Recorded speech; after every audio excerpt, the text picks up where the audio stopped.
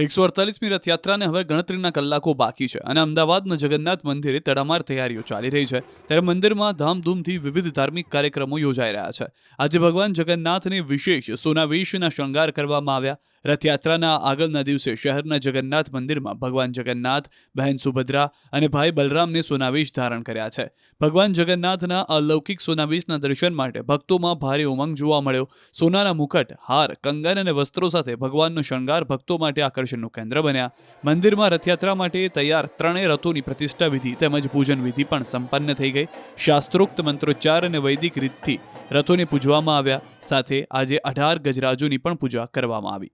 વહેલી સવારથી જ ભક્તોનું ઘોડાપુર જગન્નાથ મંદિરે જોવા મળ્યું હતું. સોનાવેશના દર્શન કરવા નાના ભૂલકાઓ પણ ભગવાન બનીને મંદિરે આવ્યા હતા.